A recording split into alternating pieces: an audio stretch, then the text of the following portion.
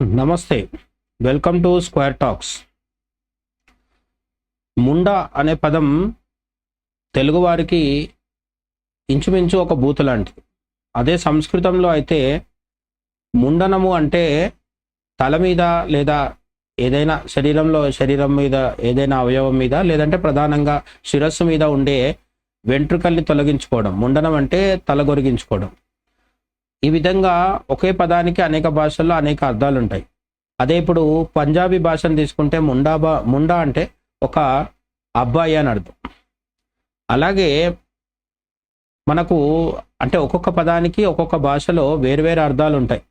రండి అనే పదం మన దగ్గర గౌరవంగా రండి అని స్వాగతం పలకడం. అదే ఉత్తరాదికి వెళ్తే అదొక బూతు పదం, అంటే అగౌరవంగా మా మహిళల్ని కించపరిచే విధంగా వాడే ఒక పదం. అయితే ఈ బూతుల గురించి మనం ఇవాళ ఎందుకు మాట్లాడుకుంటున్నామంటే, బూతు అనే దానికి అదిగా ఒక ప్రత్యేకమైన చెడు అర్థం ఏముండదు. దాని పట్ల మనం ఏర్పరచుకున్న భావననే బూతుకు దారితీస్తుంది. అంటే ఏ పదమైనా సరే ఒక భాషలో మంచిదవ్వచ్చు, ఇంకో భాషలో చెడవచ్చు. పదంని వ్యతిరేకించడం కాకుండా, పదాన్ని అసహించుకోవడం ద్వారా కాకుండా, ఆ పదం వెనుకున్న అర్థాన్ని మనం ప్రధానంగా తీసుకున్నప్పుడు ఎందుకు ఆ పదం బూతుగా మారింది అనేది మనకు తెలుస్తూ ఉంటుంది.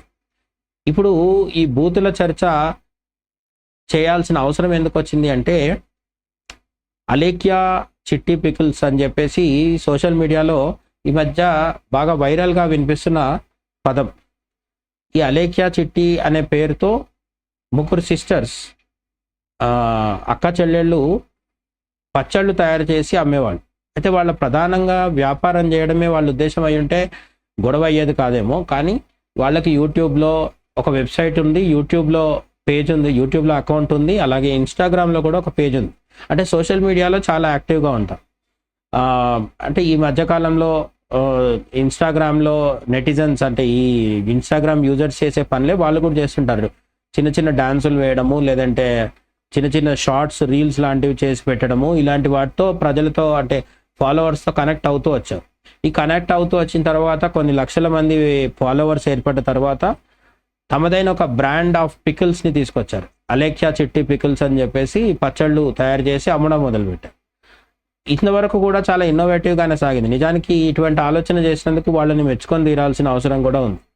ఎందుకు అంటే, తమ పచ్చళ్లకు మార్కెటింగ్ చేసుకోవడానికి ఆధునిక వేదికలుగా ఉన్న సోషల్ మీడియాని తెలివిగా వాడుకున్నారు. అది యూట్యూబ్, ఇన్స్టాగ్రామ్ కావచ్చు, ఫేస్బుక్ కావచ్చు, ఏదైనా కావచ్చు.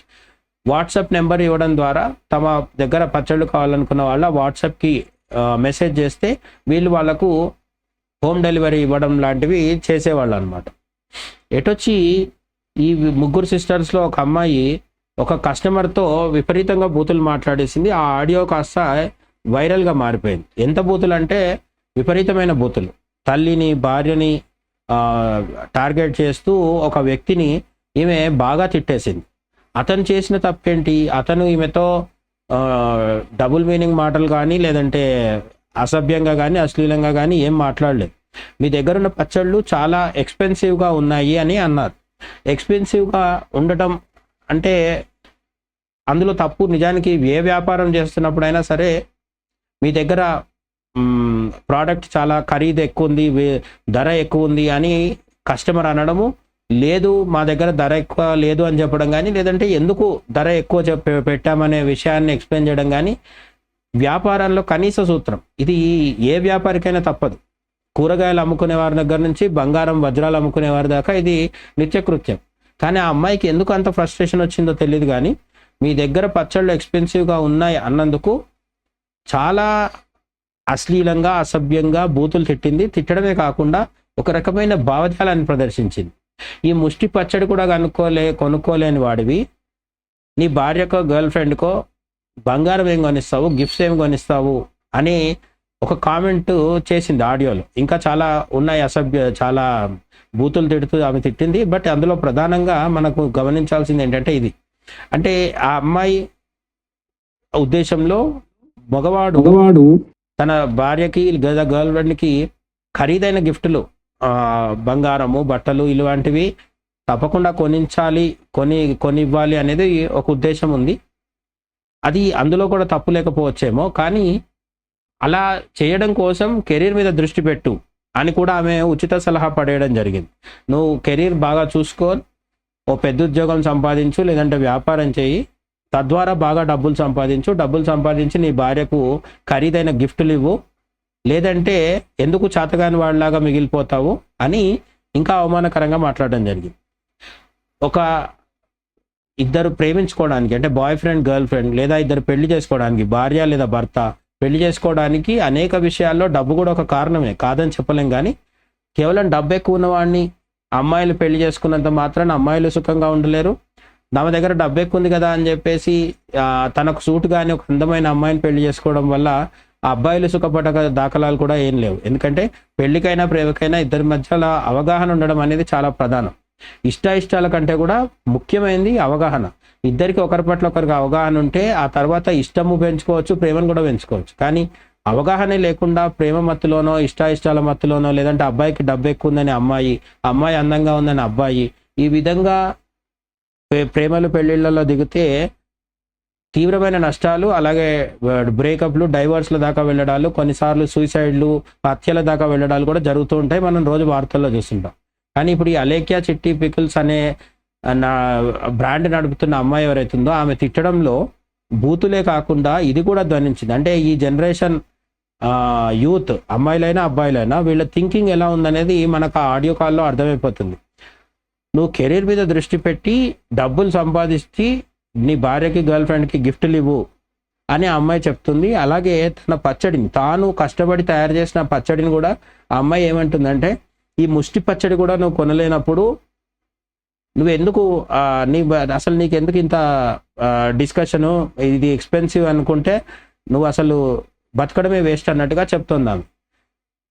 తన చేసిన పచ్చడిని తానే ముష్టి పచ్చడి అంటుందంటే ఆ పచ్చడి పట్ల ఆమెకి గౌరవం లేదనే విషయం మనకు ఇంకో అర్థమవుతుంది.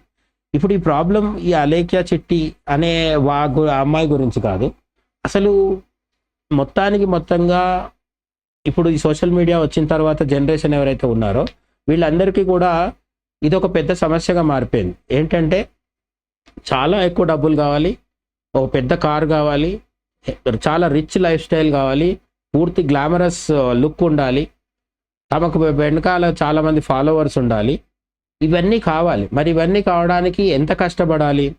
ఒక చిరంజీవి 30-40 సంవత్సరాలు, ఒక రజనీకాంత్, అమితాబ్ బచ్చన్, వీళ్ళ లాంటి వాళ్ళు ఒక తమ జీవితంలో అర జీవితము లేదా 30వ జీవితం దానికోసం అంకితం చేసి కష్టపడితే వాళ్ళకు ఒక ఫాలోయింగ్, కొన్ని కోట్ల రూపాయల ఆస్తి, ఇవన్నీ రావడం జరిగింది. కానీ ఇప్పుడున్న సోషల్ మీడియా సోకాల్డ్ ఇన్ఫ్లుయెన్సర్స్ ఎవరైతే ఉన్నారో యూత్, వీళ్ళకి అంత ఓపిక కానీ, అంత పట్టుదల కానీ, అంత శ్రమ చేసే ఉద్దేశం కానీ లేవని ఈజీగా చెప్పొచ్చు. కొన్ని టాలెంట్ విషయంలో కూడా వీళ్ళకు ఉండే ప్రత్యేకమైన టాలెంట్ అంటూ ఏముండదు. ఒక కెమెరా పెట్టుకొని సోషల్ మీడియా అకౌంట్లో చిన్న డాన్సులు వేయడమో, లేదంటే టిక్ టాక్ వీడియోలు లాంటి డబ్ స్మాష్ వీడియోలు చేయడమో, అంటే వెనకాల వస్తున్న డైలాగ్కి లిప్ మూమెంట్ ఇవ్వడమో, ఇలాంటి చిన్న పనులు చేయడము, లేదంటే అతి తక్కువ బట్టలు వేసుకొని అంగాంగ ప్రదర్శన చేస్తూ అసభ్యమైన అశ్లీలమైన డాన్సులు చేస్తూ యువతని రెచ్చగొట్టేసి తమ ఫాలోవర్స్గా మార్చుకోవడం అనేది కూడా కనిపిస్తుంది.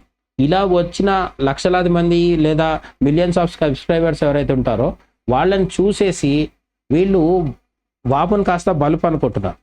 అలా అనుకోవడంలో ఈగో వచ్చేసి, అంటే తాము మిగతా వాళ్ళకంటే గొప్ప, తాము ఏదో చాలా గొప్ప సక్సెస్ సాధించామనే తొందరపాటులో వీళ్ళు చేస్తున్న పని ఏంటంటే నోటికి అదుపు లేకుండా పోతుంది. ఈ నోటికి అదుపు లేనప్పుడు ఏమవుతుందంటే, సోషల్ మీడియాలో మనం ఉన్నప్పుడు, ఇంతకుముందు సోషల్ మీడియా లేనప్పుడు ఒక వ్యక్తి మాట్లాడితే వాడి పక్కవాడికి మాత్రమే వినిపించేది, లేదంటే వాడి సమూహంలో కొంతమందికి వినిపించేది. అంటే ఒక రచ్చబండ దగ్గర కూర్చోనో, లేదంటే ఒక ఇంటి అరుగు మీద కూర్చొనో మాట్లాడితే మన మాట 10 మంది వరకు వెళ్ళేది.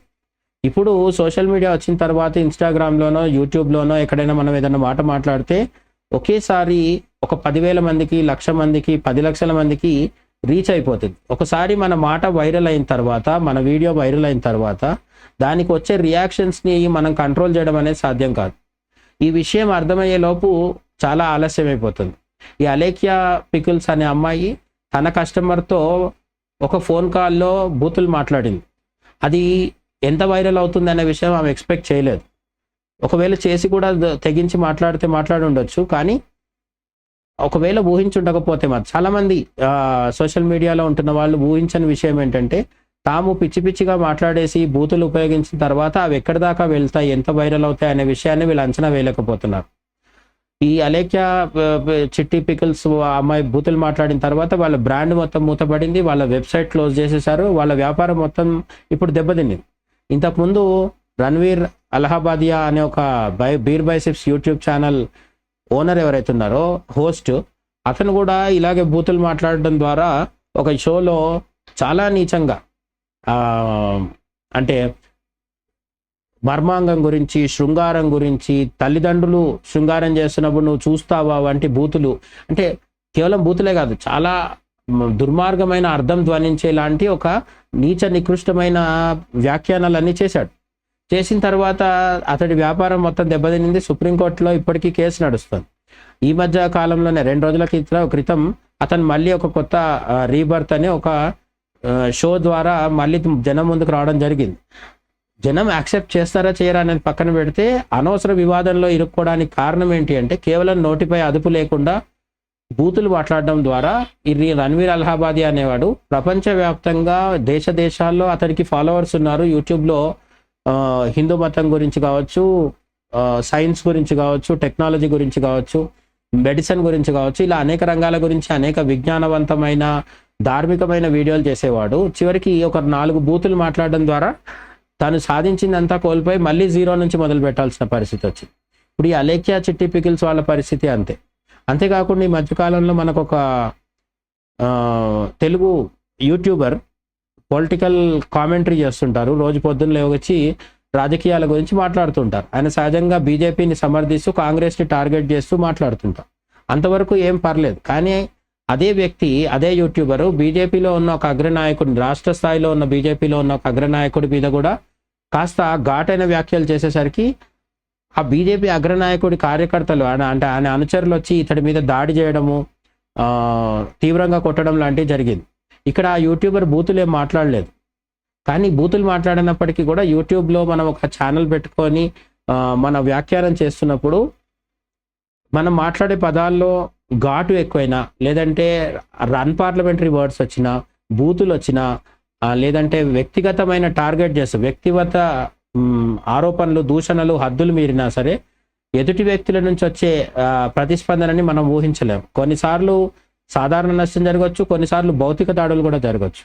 కాబట్టి సోషల్ మీడియా అనేది 2 వైపులా పదునున్న కత్తి లాంటిది. కాబట్టి సోషల్ మీడియాని మన ప్రచారానికి వాడుకోవడమో, లేదంటే మన వ్యాపారాల కోసం వాడుకోవడంలో కూడా తప్పు లేదు. కానీ మనం ఒకసారి మాట్లాడి మన వీడియో ప్రపంచంలోకి వెళ్ళిపోయిన తర్వాత దాని ప్రభావం ఎంత ఉంటుంది అని మనం చాలా ఆచితూచి ముందే నిర్ణయించుకొని మాత్రమే ఆన్లైన్లో కానీ ఎక్కడైనా సరే మాట్లాడాలి. ఎందుకంటే ఇప్పుడు కాదు, మన పెద్దలు ఎప్పుడో చెప్పారు, నోరు మంచిదైతే ఊరు మంచిది అవుతుందని. కాబట్టి అసలు ఎప్పుడైనా సరే ఒకసారి మాట జారిన తర్వాత దాన్ని వెనక్కి తీసుకోలేం. ఇప్పుడు సోషల్ మీడియా యుగంలో ఒక్కసారి మనం మాట జారిన తర్వాత అది ఆన్లైన్లో ప్రపంచవ్యాప్తంగా ఉండిపోతుంది. మనం మన అకౌంట్లో డిలీట్ చేసుకుందాం అనుకున్నా కూడా ఎవరు ఎక్కడో మన ఆడియో కానీ, వీడియో కానీ, టెక్స్ట్ కానీ డౌన్లోడ్ చేసి పెట్టుకుంటే ఇబ్బంది అనేది మనకి ఎప్పటికీ కూడా ఉంటుంది. ఇక ఇవన్నీ పక్కన పెడితే అలేఖ్య చిట్టి పికిల్స్ అనే ఉదంతంలో అయినా సరే, రణ్వీర్ అలహాబాదియా ఉదంతంలో అయినా సరే, ఈ బూతులు అనే వాటికి ఇంకొక ప్రధానమైన కారణం ఏంటంటే ఫ్రస్ట్రేషన్.